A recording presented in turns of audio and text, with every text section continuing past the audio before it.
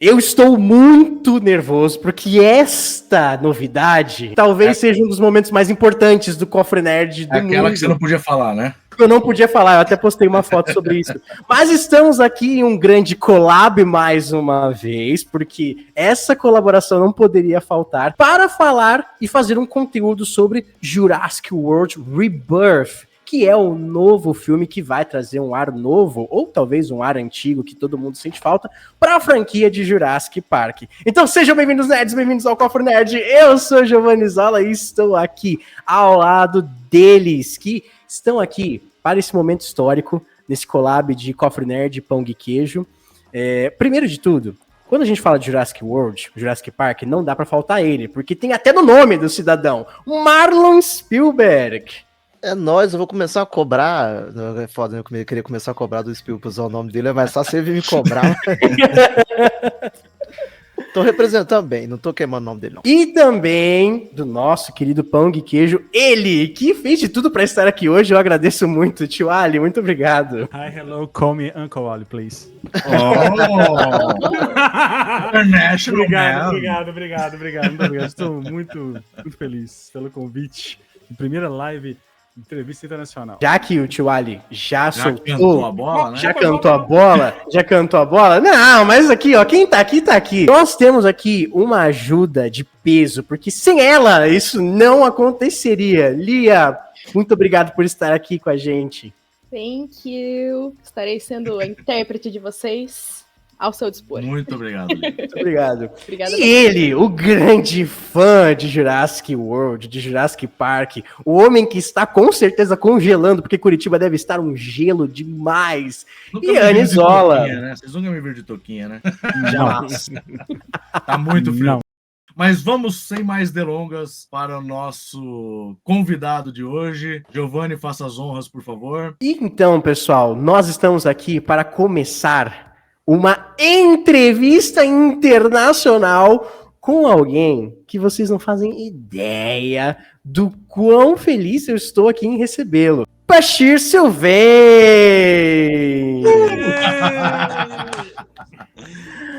Yeah. Ok. Hi, man. How are you? I'm good, man. I'm good. How are you? Oh, we're fine. It's just freezing here in Brazil, but we're fine. Oh, really? It's hot. Yeah. It's hot over here in California. So. Oh, California. What a dream to be in California right now. Me too. I'll have just a little introduction for those who are watching us right now. Sure. Pessoal, para que você que está assistindo aqui, nós temos a Lia, que é a nossa intérprete, ela irá traduzir aqui as nossas perguntas, ela irá traduzir o que o Bechir vai falar também. Mas o Bechir Sylvain, ele é um ator que estará no Jurassic World, encarando mais uma vez dinossauros maravilhosos em frente a ele, tá bom?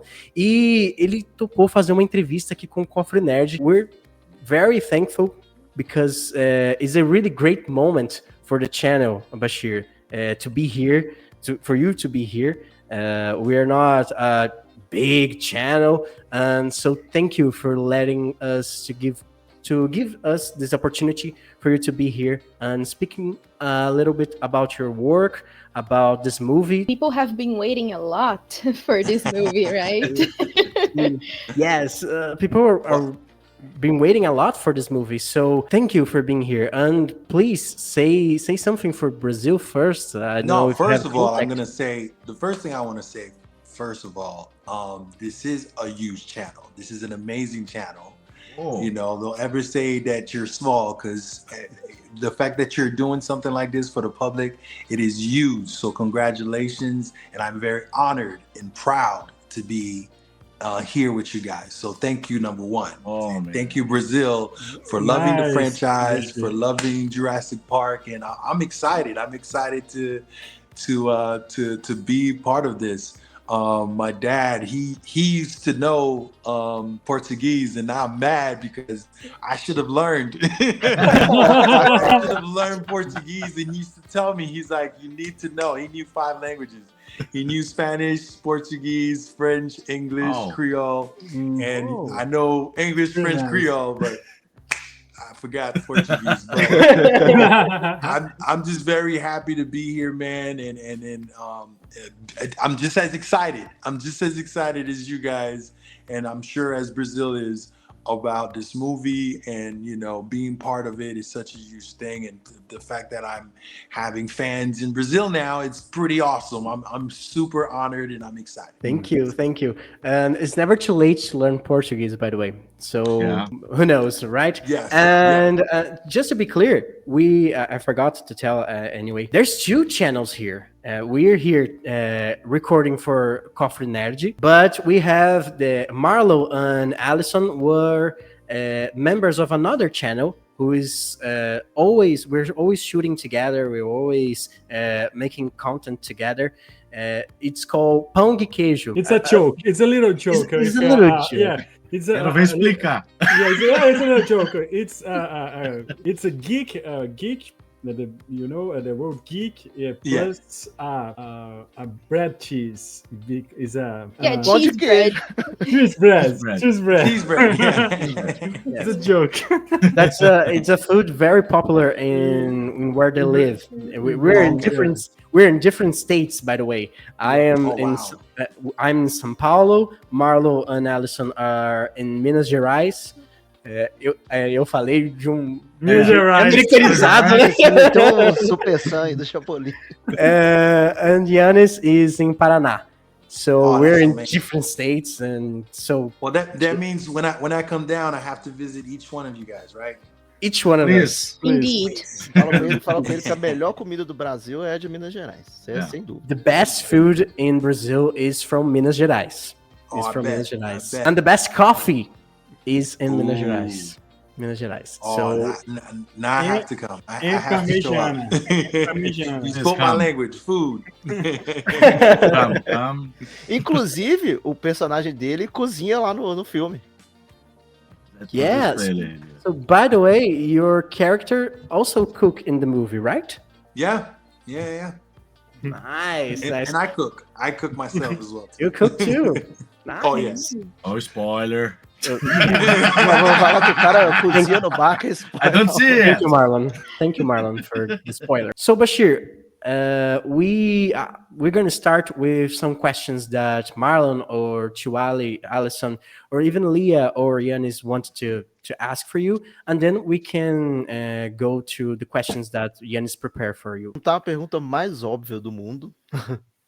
Que quando e como foi a experiência de assistir pela primeira vez o Jurassic Park primeiro? So, when was the first time, Bashir, that you have watched Jurassic Park, the original one from '93, and how was this experience? How it affected you? I was in Haiti when I saw the first one in '93. I think I was at home actually in Haiti, and I didn't know English. I didn't know, a lot, but I just remember being shocked because when I first saw it, I thought it was real. Because the way they did the movie, I was just like, I thought it was possible. And I was just so amazed by how these dinosaurs and these people were together. And also I was a big Spielberg fan anyway. Indiana Jones, Back to the Future, Jaws. So, watching Jurassic, it was just like another moment where none of us in the world never seen something like this before. So I was just like, oh, this is insane. This is beautiful. This is great. And I just remember the emotions, and scary as well too. I just remember being scared. And so, to be part of it now is like, every day I'm pinching myself. I'm like, is this real? Because it's like, here I am in a country where I didn't understand the language, and now I'm in the franchise of one of the most famous directors in the world and the most famous franchise in the world. It's a dream come true. It's also very emotional, and it means a lot, especially playing a character that's Haitian, because I'm Haitian. So it's like full circle. I started watching it in Haiti and, seeing characters that I didn't see myself in, and now I'm in the movie. And I can only imagine the kids in Haiti watching this movie now and gonna be able to go, oh my God, that's me, So it's magical. It's very, very magical for me to be part of something like this. That's so beautiful.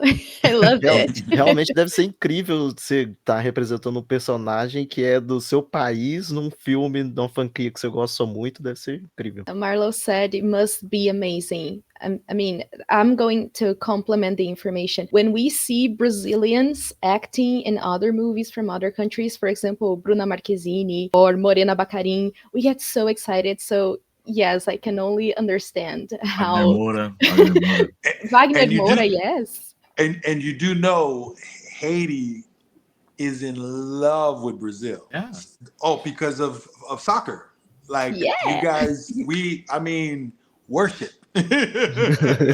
We worship Brazil. My dad was a huge fan of Brazil with Pelé and all those guys, so I'm very proud to be here. I know my dad, he's passed away, but I know my dad would be very happy to know that I'm doing this right now. Hi, Bashir. Hey. Nice to meet you again. Man. Nervous? Yeah, a little.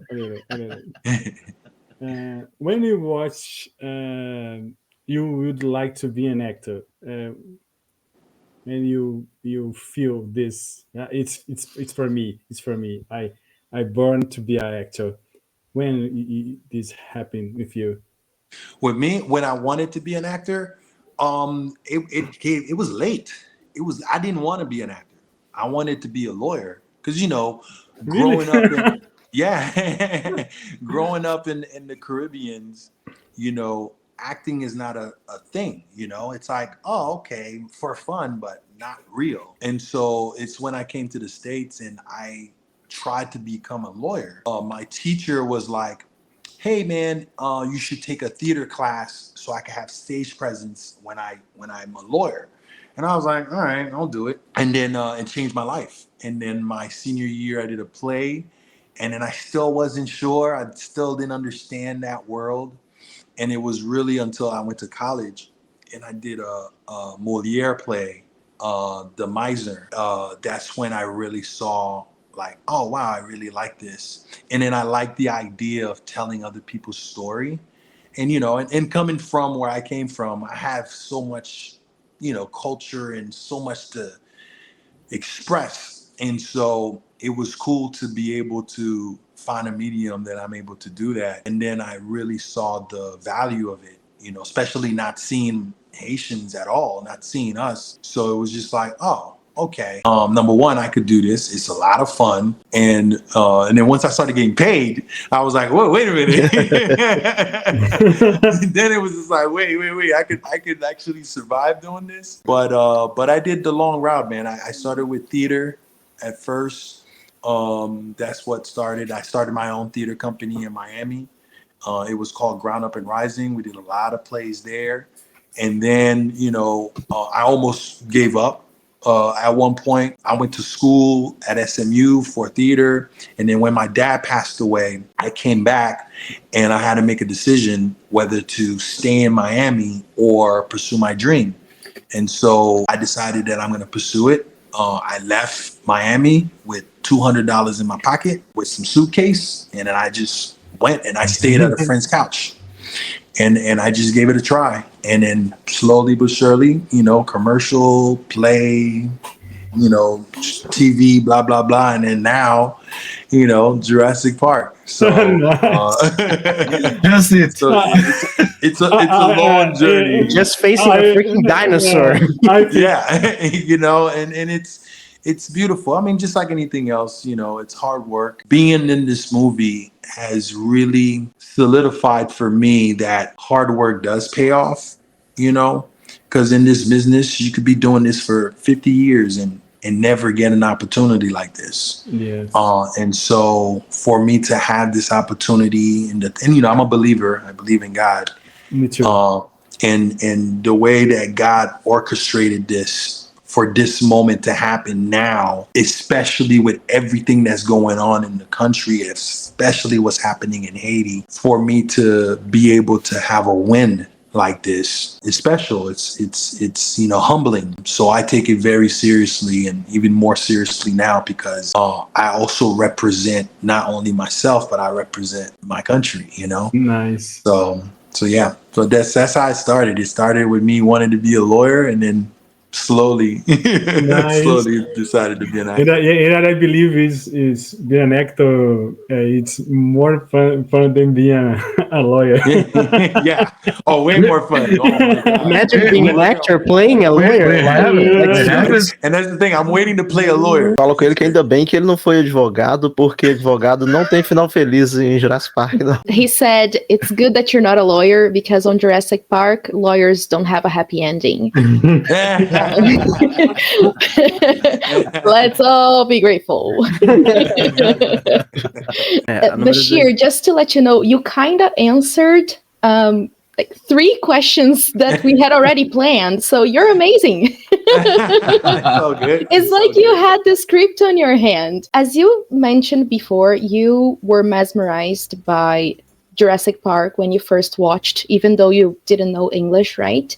But I bet later on you were able to come back to the franchise and watch the movies. Oh, yeah. So we would like to know some of your favorite scenes, or maybe some of your favorite movies. What do you like the most about the franchise? I actually love the first and the second one. The second one, it felt like they were like, we're gonna have everybody in it. Like, it was 300 people in that movie. Once it came to the city, I was just like shocked. But more importantly, reason why I picked those 2 specifically, I feel like the storyline made it so plausible. Like, I was sitting there going, man, this could happen. Like, you know what I'm saying? They really mess with my imagination, especially the first one, when he's talking about, like, the science behind it and getting it from a mosquito. And then me being a kid, I'm like, oh man, if I take a mosquito and I put it in the freezer, maybe I could hold the Like, I was like, yo, this is insane. I was like, this actually makes sense. So I was so in love with the idea, and it just kept my imagination going, which is why the franchise works so much, because the idea alone allows your imagination to just keep thinking and thinking and thinking. And then also the actors like Jeff Goldblum, I watch anything that he does. He's just so phenomenal in everything that he does, and the actions too. And my favorite dinosaur is the T-Rex. So whenever I see the T-Rex, I'm always like, okay, what is he gonna do this time? Because he's always doing something I feel like the T-Rex is like the lion of the jungle. This is me. A lot of people might disagree, but I think T-Rex is like the king. But no, I enjoyed every single one of them. The last 2, not so much, because I felt like then it became more like it was almost futuristic, and I kind of lost. It felt like it was like, oh, okay, cool. What's going on really? But then, like the first one with Chris Pratt, I was like, yes, awesome. But then it kind of did it. So I was nervous. I was really nervous. I'm just being honest. I'm a very honest guy, so I don't get. I'm very Please honest. be. When I got this one, I was a little nervous because I was like, "Oh my God, a 7! What are they gonna do?" But then when I saw the people that they cast, and then when I read the script, I was like, "Oh, this is." And then when I found out that the original writer was doing it, and then I found out Spielberg was back involved in it too, and I was like, "Oh, this is a no-brainer." And then once I read it, and especially doing it, I was so impressed and so happy to be part of it as well. I would have been happy regardless, because why wouldn't you? But it's also great when you are in something that not only that you care about but love, but really like find good. You know what I'm saying? Because just like any job, there are some jobs that you might not like, but you do it anyway. Yeah. And I've been very blessed to be part of something that is so major and great, and the people are great, and I'm very blessed. I'm extremely blessed. Falo que eu também concordo, que eu sou honesto igual ele, que eu concordo que os 2 últimos também não são meus preferidos. Yeah, Marlon says the 2 last ones are not his favorite as well. He agrees with you. Domínio perdeu a grande chance de fazer algo épico e ficou muito aquém do que. Yeah, and I saw what they were trying to do too, you know, and of course, you know, the visuals are great and everything, but again, I think what the park version of it is the way that they put in that little dot of imagination in your head, and it allowed you to go so far. And you know, once they are able to talk to the dinosaurs, and then it was like a spy thing happening, and I was just like, wait, what's happening? Like, what's going on? And I love that this one kind of brings it back to just the basic things where you're like, oh yeah, that's right. You know, because once you know, start, you know, I was like, are you gonna have the dinosaurs talk after a while? Like, what's going on? Like, you know, what's gonna happen? Credit to the writer and credit to Universal for revamping it in a way that's so fresh and at the same time so familiar as well too, you know, because you'll watch it and you're gonna be like, oh, like there are moments that you just have chills, no spoilers, but there's moments you're like oh, like it's so cool the way they present this film and really bring you back to the entertainment side of it. And also allowing your imagination to go wild because you feel like you're in it as well too. And so you're like, what would I do? And that was another thing about the movies too, because you would always sit there and go, what would I do if I was in that situation, right? Which always makes it a great film is when you could put yourself into the place of the characters and experience what they're experiencing. Okay, so Bechir, on the movie, you play the character Leclerc, right? And yep. What can you tell us about this character, like without giving too many spoilers to who's watching us? Oh, of course. Leclerc is one of the team members that is being hired with Kincaid. Kincaid is the captain of this group of basically like black market special ops that we go out and we, you know, go to different locations, islands to whether if it's for guns, whether if it's for, you know, goods or whether if it's for dinosaurs, but we're just like a special team that they hire when there's a mission that is outside of the borders that is, you know, kind of like illegal or tough. And so I play one of the crew members that are there.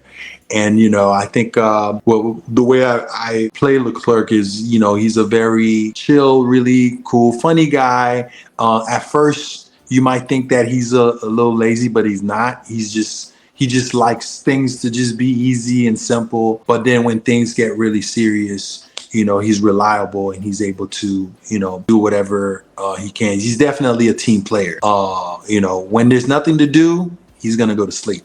But if there's a lot to do, then he's ready to help and he's gonna try to do as much as he can. But it's, you know, it's a dope character, and then making him Haitian was just my way of like, you know, giving a nod to my country. And it's because he spoke French. In the script, he speaks French and we speak French. So I was just like, can we just make him Haitian? And they were like, so they had to approve it, which was a big win for me. And they said yes. And I was just like, yes, awesome.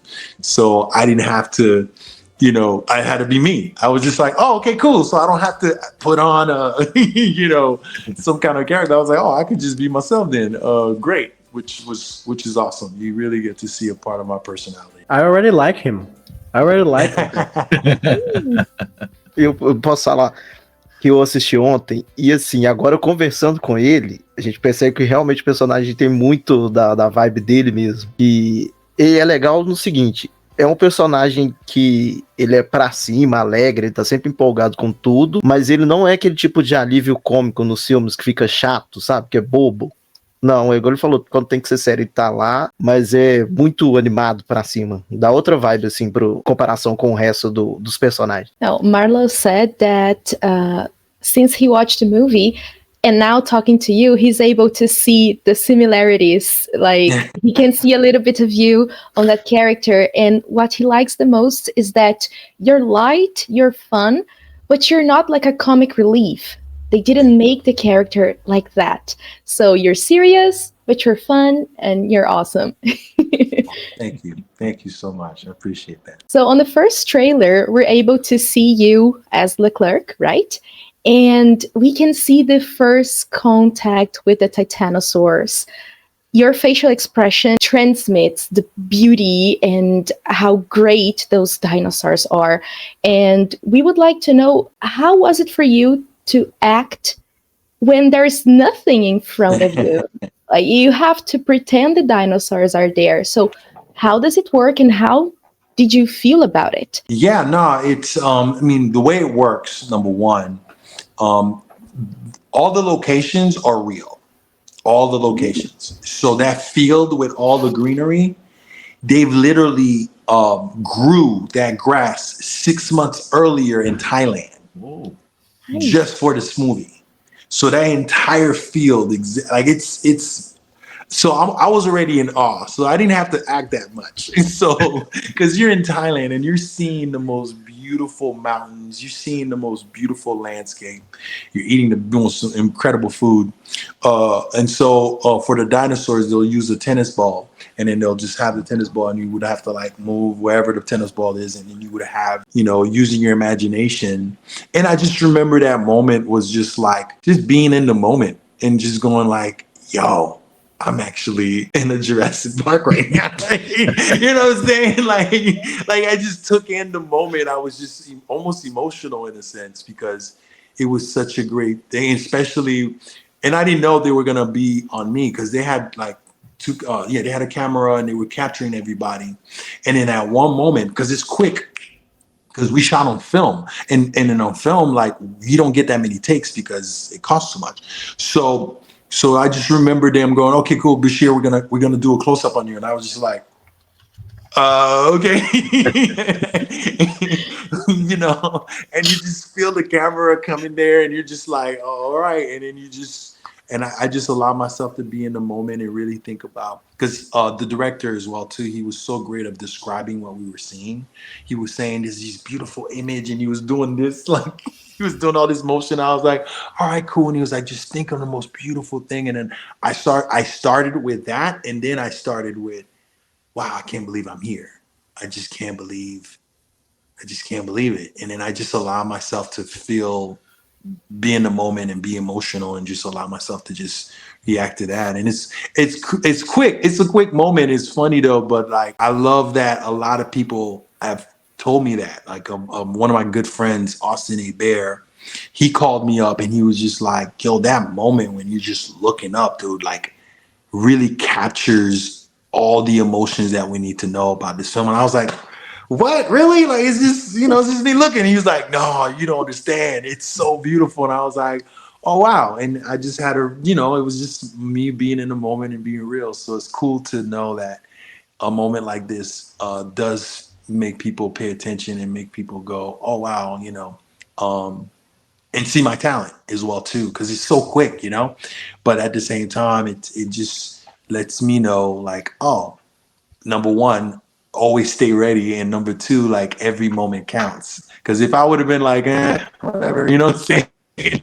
I would have made the cut. But the fact that I stayed in the moment and was such in a place of just being, it transpired and it became, you know, a moment in the trailer, which is pretty awesome. E é isso mesmo que ele falou, passa muita genuidade. É genuidade, né? Veracidade. Veracidade, né? Tipo, no olhar dele. Dennis was saying that he can actually see how genuine, how true you were when you were filming that scene. And to do that with a tennis ball, that's insane. So, kudos, congratulations on that. That's super nice. Thank you very much. I appreciate that. I just want to point something. Is when you say that is real locations that you shot, it's becoming more hard to see some movie doing that because they're so CGI's in these days. So how often is to shoot in a CGI location? A CGI backward And real location is becoming more rare. I think this which I'm hoping this movie changes that. I hope that people really understand, and more people are shooting in location too. I mean, Gladiator, they shot in Malta, which was kind of cool, and I think they're going back that way as well too, because there's nothing better. There's nothing better. You really get something out of the performance, and also the quality, especially when you're shooting in film. You know, the locations are so magical that you can't even imagine it. Yes, of course, you can have a CGI and great, but you see the difference right away. You see it. Like when we're anyway, I don't want to say anything, but there's areas in the movie where we're in places like we're in the jungle or whatever. There's like real animals in there. There's like bugs and snakes and all types of stuff in there. So I think it creates such a great environment for the actors. I'm sure, you know, some actors don't like it and all of that. And I'm sure producers are like, it costs way too much money to have to fly everybody and all stuff. But I'm like, but it's what we used to do anyway. And it's a good promotion for these countries. And I think, like, you know, other filmmakers as well too that are out there, they get a chance to work, and, you know, it expands the universe more than anything else. If anything, it benefits everybody more than to just be in a studio and shooting it. Yeah, it might be cheaper, but as far as the quality and the experience and the life experience that you get out of it is beyond, you know, anything you can imagine. So I'm hoping that more people decides to do that or go back to it. And of course, there's purpose for CGI as well too, especially like when you're doing something futuristic, you know, or, you know, like Star Wars, or, you know, all that stuff, which is great. But when you have a real location, it helps so much. It helps so much, man. And it gives me such appreciation of the world, really. You know, I never knew about Malta. I didn't know Malta existed. And now I know Malta exists. And now I'm like, ooh, I got to go back.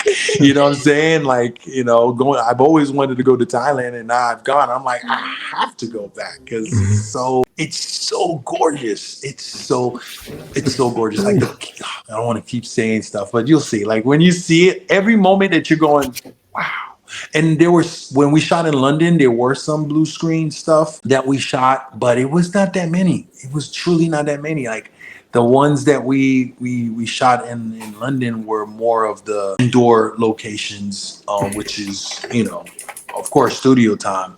But man, I highly suggest anyone that, you know, is in that field, you know, using locations. It not only puts your production value to another level, especially if you know what you're doing and how to capture it, but for the actors as well. Well, for actors like me, it helps me tremendously. It relaxes me more than anything else. Because it's one thing. Imagine if I had to shoot a jungle scene in a studio where it's cold, and I have to pretend that I'm hot, and I have to pretend that, you know, and I'm like, it's too much work. That's too much acting.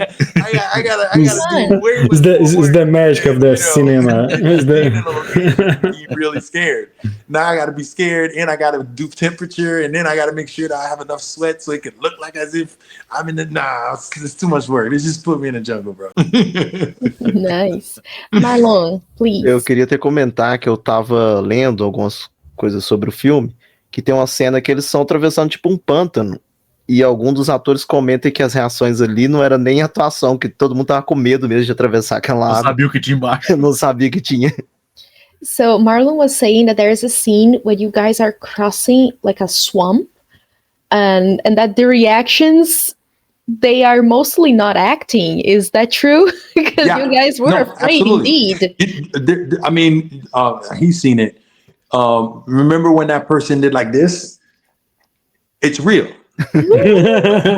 It's extremely real, because we were there were fishes, we had snake handlers, they had like some mushroom that was on the tree that if you touch you might get paralyzed. Like, there was so much, but to me I was just so in awe, like, oh my god. But yeah, I was terrified. Like, I'm walking that slow because I was terrified. Like, I was like, yo, I don't know, what am I stepping on? And you can't see But then you would look around. There were moments where I would look around and I'd be like, wow, this is beautiful. And then I'd be like, oh shoot, what is that? Oh meu Deus, So- posso ser morto aqui, mas tá tudo certo. Yeah, I could die in here, but that's fine. I'm Bruh. Jurassic Park. Bro, but I mean, of course, they had all the snake antlers that you could possibly think of. I mean, I'm sure Universal, did all the safety that they needed to do to make sure that it was safe. And I personally feel like they kind of like put it in our heads so we could be a little bit more afraid. But there were fishes and there was stuff moving around that you could feel. Like, I ain't gonna lie. Like, there was some stuff you're like, what is that? What just passed my leg? Like for real. That was not fake at all. But again, it enhances the moment. It enhances you and it puts you into that world. It makes it easier. Because if it was on a set where there's air conditioning and the water is warm, you know what I'm saying? Mhm. Like, how are you really, that you're doing too much work. Now I got to pretend that the water's cold and I have to pretend all this. And it's like, nah, just put me in the real thing. Because, I've worked on a place where they would create something like this, but then it's like, it's so contained that they're missing the little nuances, the little moments, because it's so fake that you're just like, oh, okay, cool. I'm just going to go through my motions. But you don't know what beautiful surprise could happen because of a noise or, a bird decides to make a noise and you're like, what was that? You know what I'm saying? And these are the moments that I think enhances the experience for the audience because it feels more real. But if you don't have those things, then it's like, it becomes kind of stale. Speaking of shooting scenes, we would like to know which one was your favorite scene to shoot and how challenging was that scene for you? All of them were just great. All of them were just so great. I always remember the first scene that I shot, which was the beach scene. It was my first day on set, and I just remember walking up and I'm like, all right, cool. I'm gonna go to work, and then that's when it became real for me. Because I was in the beach, and then it was like Mahershala, Scarlett, Johnny, Rupert, and then me. And I was like, wait, where's everybody else? And they're like, yeah, this is it. And I was like, oh my gosh, this is insane. And it really became a real moment of like, oh wow, I'm in this. And not only that, like, I'm really in this film. So, and then, and trying to, and creating the scenes and talking to Mahershala and talking to Scarlett and then, doing the whole aspect of that, of figuring out, okay, what we're going to do next. It was just great because it was the first time that we actually had to mesh, and we had to mesh like quickly. Again, the weather was different, and also we're shooting on film, so we didn't have time to talk for hours and figure out what the scene is. I was like, all right, cool, this is what we need to do. All right, cool. And then I'm like, all right, and I had to come up with a relationship with Mahershala real quick, and I had to figure out, okay, how am I going to act towards him and how I'm going to act towards them and all that stuff. So that was fun. But shooting the hanging, the jumping stuff, oh my gosh, that was so much fun because I had to learn how to rope climb and all that wonderful stuff. So that for me physically was probably the most funnest thing as well too. And also I had to learn how to drive a boat as well. So all of it was so great. It was so great to just be in a place where I'm like, oh my God, I have to like do these things. I had to learn how to like rope, and it was so cool. It was just the whole experience was cool. So there's not a moment where I didn't enjoy at all. Like, it was just so much fun being on the boat, being on the prop boat where everything is moving around. It was so unreal. It was like something I've never done before. Because usually I do stuff where I have dialogue, and the most I've ever done is like a car chase or something like that. But the amount of just being part of something where you had to like learn how to climb rope or learn how to drive a boat and, like really knowing what you're talking about. Like, everything had to make sense, knowing the terms, and not only that, knowing the terms in French and, all of that. So every moment to me was fantastic. And I loved it. I loved every moment. Então, eu só ia perguntar se essa parte da escalada, né, que ele fala ali, né? Rock climbing, Isso. Se aquilo também foi uma locação real, ou se aquilo é de estúdio. Parece que foi real mesmo. The rock climbing part that you mentioned, was it like a real location? Was it a studio? How did you guys film that? So we started first in Thailand. They trained us for like a month. All of us, me, Johnny, Scarlett, and we had to learn how to do it on basically one of those walls that they built in the hotel. So we started with training with that, and then in London, they built a 30 feet tall building, like the space where you see in the film. They built all of that. They built a 30 feet tall. So there's like, it's high. It's pretty crazy. And so I'm literally hanging 30 feet up, trying to, do all this stuff. So it was pretty cool that they in London, like stuff like that they really took the time and built it and, made it more real than ever. So instead of just, making it like where you're on the ground and then you just CGI everything and then you just pretend that you're on a high place when really you're literally just standing there. Because they could have easily done that. It was so cool to be able to actually use the skill and also to be used, because I had a stuntman and they used my footage, so I was like, yes.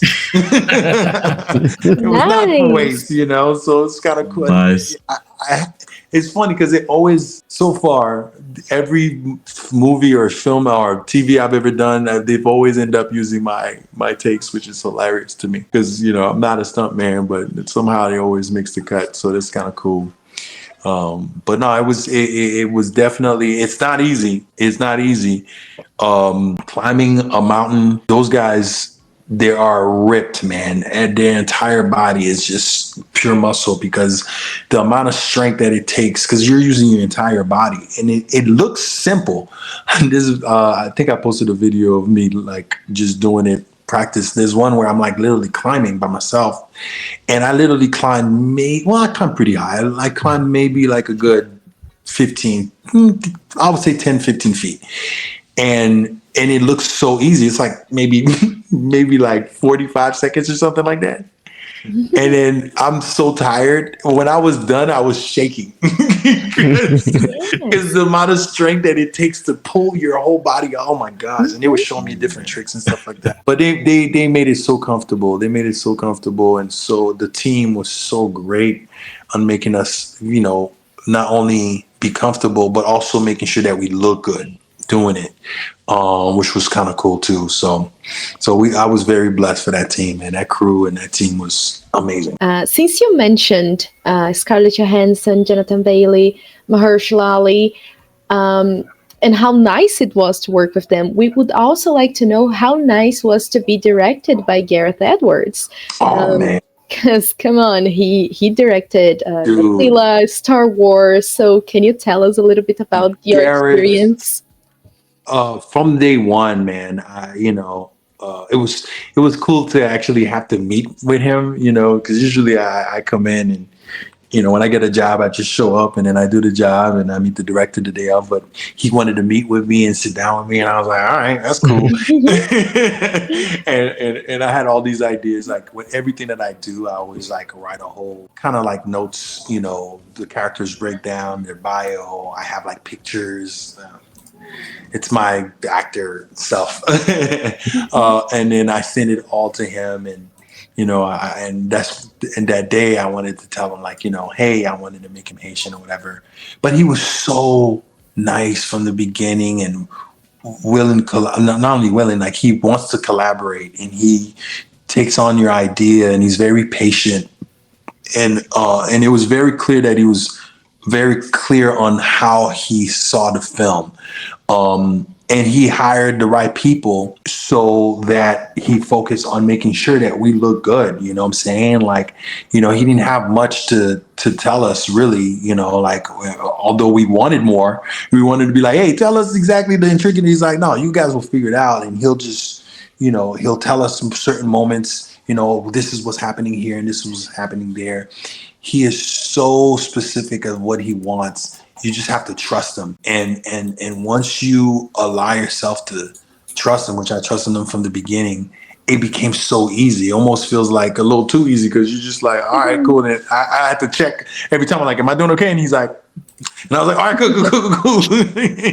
Because, it's one of those things where, sometimes when you don't hear anything, you feel like, oh, am I doing something wrong? It's like, for him, it's the opposite. It's like, if he's not saying anything, you're doing just fine. Don't worry about it. Just keep doing what you're doing. But it was great. It was great how he implemented some of the stuff that I asked for, and really took care of every single character. Every single character, you want to make sure that they were seen. And I got a really great appreciation for what he does, and especially in the VFX world, because he knows how to make that real for the audience. He's done it with the creator. He's done it with Rogue, and so I'm very grateful that I got a chance to work with somebody like that. That has such a clear vision. And if you just allow yourself to go, okay, cool, I'm gonna go with what you say, instead of fighting it, you're gonna be fine. And how open he is, some directors, sometimes I don't want to talk to directors. They're so intimidating. I don't even want to bother them because they have so much going on. You know what I'm saying? And I understand it. But he was so open. Even when he's directing 500 things, he'll take the time and be like, "What is it?" Be like, "Oh, hey, blah blah." And he's like, "Okay, cool," and he'll take the time to really listen to you and see if he can make it work or not, which I appreciate, because sometimes it can feel a little, like you don't have much to say, especially, I'm not number one, I'm not number two or number three. So it's kind of hard to feel like, you have much to say, but he made sure that everyone felt equal, which I truly, truly appreciated a lot.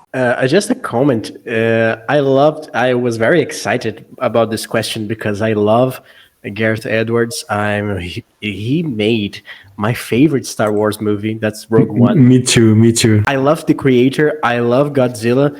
And I love the idea that he maybe be directing Thor 5. I hope he can, I don't know, save the franchise, but maybe have a little different movie for Thor. Yeah. Another thing, is it more than a joke? But who knows? I will ask a favor, Bashir, because to tell Scarlett Johansson that the love of her life is here in Brazil, and it's me. So I'm waiting her. It's me. Well, I would have to ask her husband first, and then I'll.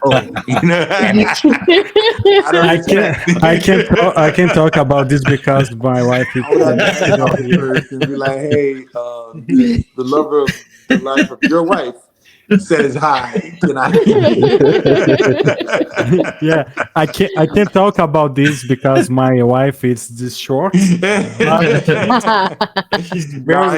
He's lovely, man. I mean, that is a class act for someone that's been in the business for so long, and to be able to be that genuine and that nice and that kind and that open.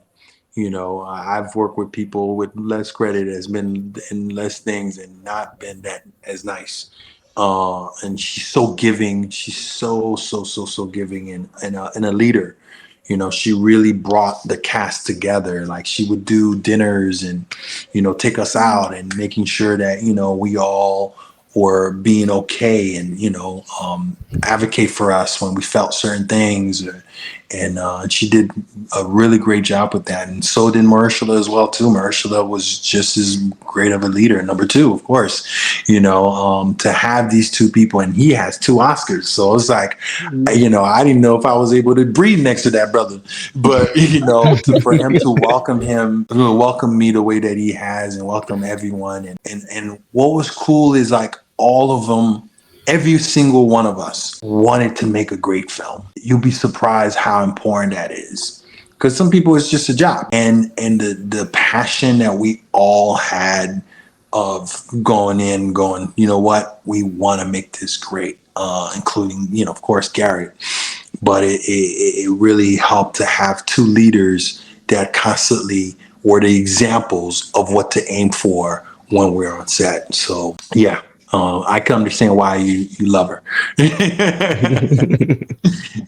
We would like to know as well, how do you perceive like the rising of Latin American actors that has been happening lately? What are the biggest challenges that you would point out for Latin American actors to get into this world, especially when it comes to Hollywood and stuff? Yeah, I mean, doing something like this, I think is great when they didn't have to make a big deal out of it. They just did it. Mm-hmm. And I think that's what needs to happen. Manuel is, man, he's my hermano, my brother for life. Like he's my brother for life, one of the kindest men in the world, and his career is taking off so well. And he's, and also with Pedro, and there's so many Latin actors that are coming up. And I think it's when people, unfortunately, back in the day, there was this push of, I have to show that I'm Latino, and I have to show that I'm, Haitian or whatever, to make sure that I'm being seen. But I'm loving this movement where there's no question about it. They just do it, and they don't need to explain why. Why can't a family be on a boat and go out and be Latino? You know what I'm saying? Like, why does it have to, you know what I'm saying? Like, I don't need to explain that to you. I just need you to allow people to be people, and also allow other voices and other sound bites to exist. And I think the more, we allow as filmmakers to kind of like change our imagination a little bit and go, yeah, why not? Why not make it, another ethnicity instead of the typical, I think that's one of the greatest ways to kind of combat it, and also us doing our own work as well too. And I think a lot of great Latin artists that are taking matters in their own hands and telling their own stories is helping a lot. And I think that's what every single person that is underserved should be doing. One of my favorite movies of all time, and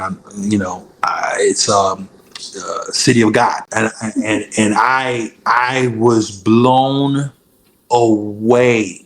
I was blown away by it. And and now they're doing a series about it, right? On Netflix, I think they did a series about it. And I was so mad that it took that long. But at that time, the reason why that movie was so great, no one had to explain. They just did it, and they did it in Portuguese, and they didn't care about trying to fit they was just like, no, we're gonna tell a story, period. And it allowed us to really connect with them in a human way. And because I grew up in Haiti, there was a lot of similarities that I understood. And I was just like, oh my gosh, this is beautiful. I didn't need to know Portuguese to appreciate and love a beautiful art piece. That's what art is about. So I'm hoping that they continue that way, and just without having to judge or having to put this kind of like asterisk, and just allow people to be in these films and allow their imagination to be okay with someone sounding different. Because there's plenty of space for everybody to work. But you just have to, us as an audience have to, number one, demand it as well too. I think that's another thing that I always say. The audience needs to be part of the solution as well, by asking for it, by saying, hey, I want to see more Latinos, and I want to see more, Afro-Caribbean folks, because if they don't, those people don't know. And it's not like they're doing it on purpose. They just don't know.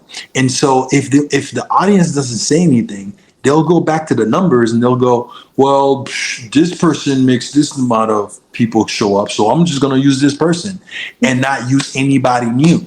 But if the audience is like, no, I want to see myself up here, I want to see somebody of my, culture up there, then it helps. And then, the few that does give the opportunity, what I'm saying, we prove it and we show it and we go, there it is. And so I just hope it continues that way. And I just, hope that movement keeps going, where all of us get a chance to be a melting pot that we are. I want to, I think that was one of the cool things about this film too. I was just like, oh, wow, like, oh, kind of like almost everybody's kind of represented in a sense, in a way. But I want to see more. I want to see more because there is a place where all of us could be in there. Mic drop. That's all I have to say. Knowing you now, we can see how lovely you are with your public, with your fans, right? So you are just that careful, lovely with your audience. So I want to ask, we're in a time that nostalgia is bringing everyone back to the movies. Because of the pandemic, people were not could not go to the movies, and even before that, people are not were not going very often. Have to be some big movie, and things are changing now. So my question is, what do you think, and what do you like to Jurassic World Rebirth to impact the public? How you want the public to react about this movie, and to ask other people to go to influence people to go to and, and I think what the first one did, I really think this one will do as well for this generation, which is, it's a family film that you could bring your family again, and also it's the perfect distraction that we need just for the pure sense of entertainment. It's been a minute when, like a lot of movies in the past have been so heavy and good and great, but it's so heavy. And I'm like, imagine you've worked a 9 to 5 and you're tired, and then you go watch something and then it's sad and you're just like, oh my gosh, like you just want, so it's so cool that, this movie brings back that excitement again, and that fun, and that allowing your imagination and being able to just talk about nonsense for a minute of joy, like what would you do if you had in front of the dinosaur? Like allowing us to be kids again, allowing us to use our imagination and have fun and be with our family and have a discussion, and also be a fan of something again. Because, for a minute, that's why those franchises will always last, all of them, is because there is something about being a fan of something. It's like Brazil, soccer player, you're a fan of your team, and you want to see them win all the time. And it's the same thing with the film, that feeling of like, oh, my favorite film is here, I got to go see it. So I'm hoping that, this movie allows people to have the conversation of just, having fun again, and remembering how much fun it was to be in a room with other people, and having an experience with a group of people, and that's part of it too. That's kind of cool when you're hearing everybody scream at the same time. You're like, oh snap! Like it's pretty dope. And I think also bringing back films that allows people to have a united feeling, right? Because there's some films that a group of people will be like, and then another group of people will be like, that's great. But these type of films, we're all in the same ride. Like we get the high, we get the low, we get the scare all at the same time. So it's kind of cool that this movie is kind of bringing that back. So I just hope that people leave with joy and just remembering. The older cats, I hope they remember like that feeling and go, oh man, I remember feeling this way. And I hope that the new generation is finally, getting that experience themselves and going, oh wow, this is why we need to go to the movies, so I could feel this way for the rest of the weekend, and talk to my friends about it and have a conversation, be like, yo, did you see that part when the thing, oh man, you know what I'm saying? It's cool. It's cool. A gente podia facilmente ficar horas. Então. We could stay here for hours talking to you, because it's just so fun and so enriching. We love it. Thank you. Na verdade, eu tenho mais uma. Que eu tinha mandado. Foi dar a chance aí. Agora já era. É assim, igual todo mundo aqui, né? A gente aqui, acredito que a Lia também é nerd, gosta, né, de cultura pop em geral. Eu queria saber dele um pouco. Ele já falou, né, que gosta de Tubarão, Indiana Jones. Se tem algum outro jogo, ou quadrinho, ou super-herói que ele curte também. Se ele Alright. gostaria de interpretar algum herói Isso. Ooh, that would be a good ou one. vilão. So you mentioned that you are a big fan of Spielberg in general. You like some movies and all. But do you like some other pop culture stuff? For example, games or maybe the comic books? Yes. Do you read comic books? Do you play games? Something like that? Oh yeah, absolutely, absolutely. You know, I grew up I had the Spider-Man comic books when I was a kid. I'm a huge Spider-Man fan. Also X-Men as well. Wolverine. Who doesn't like Wolverine? You know, everybody wants that claw. You know, I'm a huge. I used to be a huge gamer, but then I stopped. The classics, you know, Super Mario Brothers. But then when I shot Black Summer, it was a zombie movie, and on Netflix, it's called Black Summer. And it was during COVID. They gave me, well, I asked, they didn't give me. I asked for a PlayStation 4 to be in my room because we had to be quarantine for 14 days. And I was like, I need a PlayStation. Can you give me a PlayStation 4? So they gave me one, and then they had The Last of Us, the game. Oh, yes. Man. E agora, hein, mano? E agora? When I tell you, bro, I played and played and played. I beat that game within like 4 days. It's the big one. I played, man. Oh my gosh, I fell in love with it. And you know, and then the fact that they have a show of it now, I'm like, cool. The one that I want a show of, because I love riding horses, is Red Dead. Is it Dead? Oh, Red Dead. Man, Such a good game. I was like, yo, I need a movie. I need a show, bro. Yeah, Bushi. Make it happen, please. Teach the idea. And also, like, there's Haitian characters in it too. So I'm like, please, I could be in it.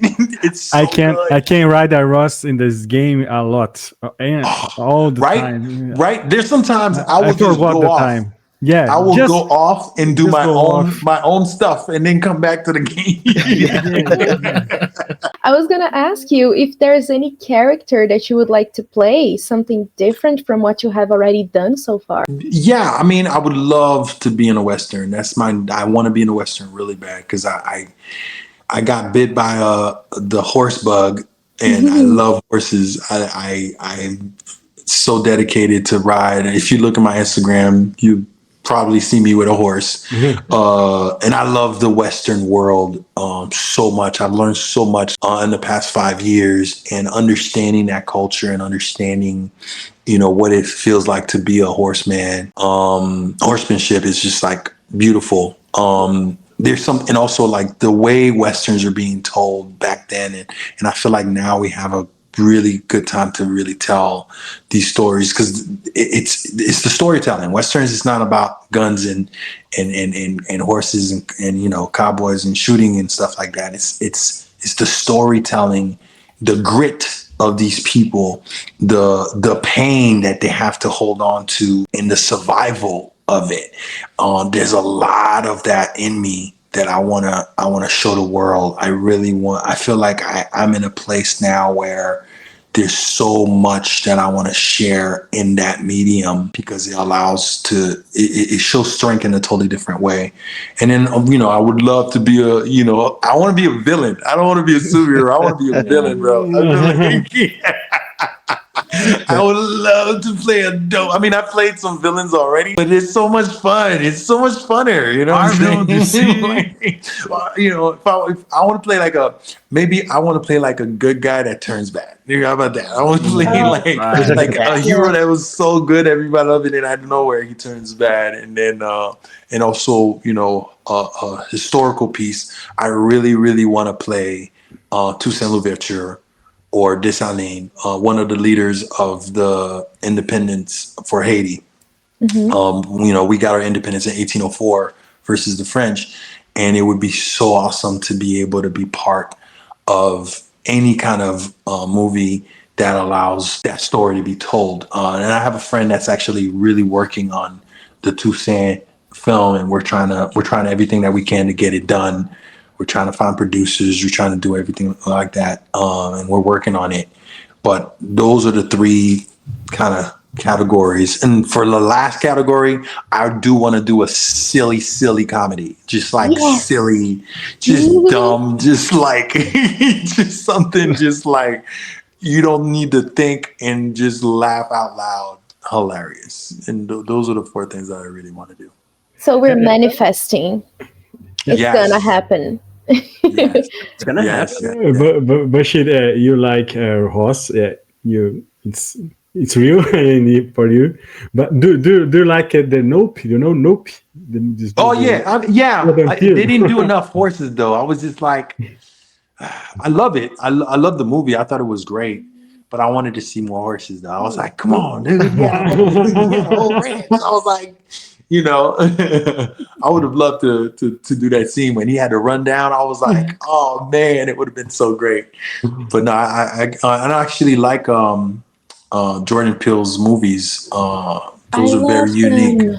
Yeah, they're so great, you know. And he's another person that I look up to because he doesn't ask for permission. He just does it, and there's no excuse. You know what I'm saying? There's no like, I'm gonna try to do a black film. He's like, no, I'm gonna do any type of movie that I want, and black people are gonna be in it. You know what I'm saying? Instead of the other way around. It's like, yo, I'm gonna do a crazy, you know, alien thing, and you know, and that's it. You know what I'm saying? And not once that you're sitting there going, it's a black movie. It's like, no, it's a good movie, period. You know? And that's, I really look up to people like that. And Pecadores é ótimo exemplo disso. Sinners. It's talk about sinners. Yeah. Sinners. Sinners. That's another one too. You know, like where you just enjoyed it. You just had a good time. And I think Sinners is, I give Sinners all the credit of that, the beginning of what's happening now. Because people went back to the theater because people wanted to see what this movie was about. We had a good time, you know what I'm saying? So I'm excited, man. I'm excited for the future, even though, you know, people are all scared about AI and all that stuff like that. But nothing beats when something is good, it's good. You know, when something is good, regardless what technology that you use, when it's good and it's pure and it's coming from a place where you want to elevate art, it's going to be great. So I don't think people need to be scared to do anything. Just do it and see what happens, you know? That's it, right? That's our interview. Alguém tem mais alguma pergunta? Anyone has... Eu só queria agradecer. Espero que a Lia consiga fazer isso para mim aí, me ajudar. I'll try. Mas eu gostaria muito de agradecer, principalmente a atenção, né, do Bechir, que ele deu, principalmente para mim, que entrei em contato desde o início, sempre muito prestativo, atencioso, aí gentil, e hoje a gente pôde ver tudo isso ao vivo e conversando com ele, toda a gentileza, a humildade, e essa atenção que ele está dando para a gente aqui. Isso daqui é raro em seres humanos no geral. Então gostaria que passasse isso para ele. Bechir, Yannis is thanking you for since the beginning, because he reached you out and you were always kind, respectful, humble, and talking to you right now, we can see that all those things that you showed through messages are for real. So it's a pleasure to meet you. He is very thankful. We are all very thankful for your time, and we wish you all the best, because that's the only thing you deserve, the best. Oh, thank you. Thank you so much. Thank you very much. I appreciate that. I wanted to thank you too, because this channel is a dream come true, and this happens now is also a dream come true. Is the highlight of this dream, because and you are allowing this to happen. You are the one who's making this possible right now, and I can't stop smiling because I just can't. And so thank you, and thank you for being kind with Brazilian fans. Now you have more fans now in Brazilian. Friends too. Friends Yeah. too. Please. No, I want to come. Seriously, I want to Please. come down Please there. do. Paraná, São Paulo e Minas Gerais. Just saying right now. So come, please. What is the final message that you want to leave for Brazil about Jurassic World, or as in general? Any message? Yeah, and I would say number one, enjoy the film, and also, for anybody that's out there, for all the kids that are out there that think that it's impossible, it is possible. I grew up in a third world country. I grew up in Haiti until I was 13, and this was not even a thought in my head that I would be able to be sitting here talking to you guys about Jurassic World, so really believe in yourself, no matter how impossible things could be, man. Pray and believe in something bigger than yourself, because that's what allowed me to be where I'm at and be the person that I am, because I believe there's something bigger than me. And once I really allow myself to be in touch with God, he guide me to where I need to go. So no matter how hard things are in the world, no matter how hard things are in each individual people's lives, know that there's a bigger entity, which is God, that literally will always see you through. And there's always tomorrow to make it better. So, that would be my message, is to really believe in something bigger than you and understand that all things are possible. All things are possible through God. Beautiful. Just to say, Marlon is the only one who watched the movie right now. So Yanis, Chiwali, Leah, and I, we're not seeing the movie. I'm going yet. tomorrow. When we watch it and see, but If you could see it, this is my see it friend. do you guys have 4DX? The whole moving? In No? here now. Not here. Oh yeah, no. Unfortunately, not here. If you have big screen like a IMAX or something, IMAX. If they have it over there, then go watch it. That means it's good. It's really good. It's good. I don't know about 3D, but I haven't seen it in 3D. But The sound is great. Yeah, the sound is fantastic. Fantastic. So anything that has high quality sound and high quality pictures, go watch it there.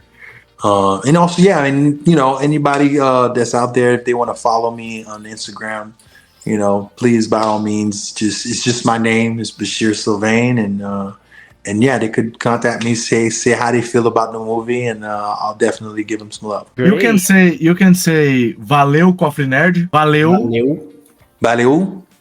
Cofre Nerd. Cofre Nerd.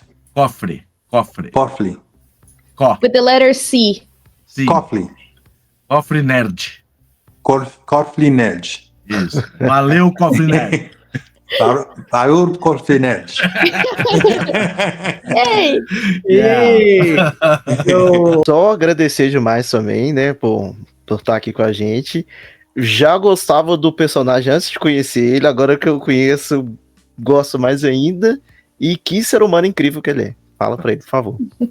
Marlon just say thanks, and he liked you before, he liked you in the movie, and now he is a fan. He admires you even more. So, thank you very much. Vê se ele quer aprender uma palavra em português, ou alguma coisa assim, se ele gostaria de aprender alguma palavra em português. Is there any word in Portuguese that you'd like to learn now, since you regret not studying Portuguese before? I want to know how to say, I'm hungry, give me food. That's a good one. Okay. How do you say I'm hungry? Eu tô com fome. Com fome. Fome. Eu tô com fome. Yes, very good. E tem mais uma outra palavra que eu gostaria de ensinar para ele, que só existe no português, que é saudade.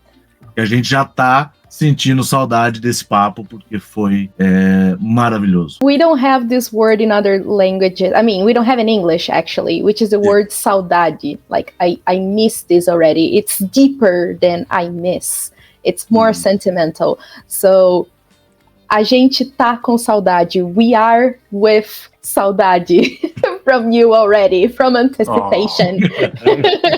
Já que ele gosta de cavalo, ensina ele a falar cavalo, né? And you can also say cavalo, which is horse. Okay? Cavalo. Cavalo. And when people are rude here in Brazil, we say the person is a cavalo. It's me.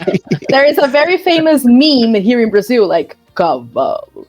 So, the next rude person, that's what you say. Really? A horse, not a donkey? No, donkey. No, donkey is mula. for- Mula. Yeah, Mula. it's different. Donkey we use for dumb people Yeah. There we go. when they're stupid. Thank you, Bashir, again to be here.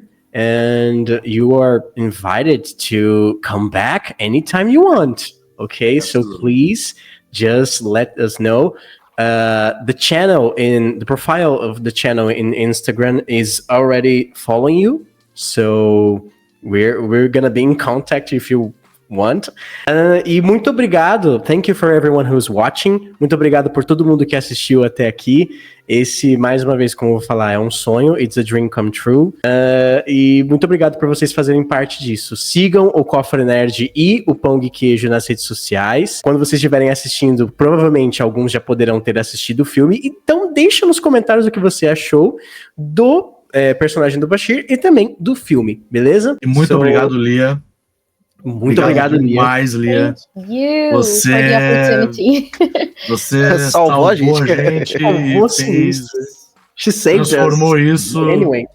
em algo maior do que já é. So, that's it. Muito obrigado por terem assistido até aqui e até a próxima, nerds. Fomos!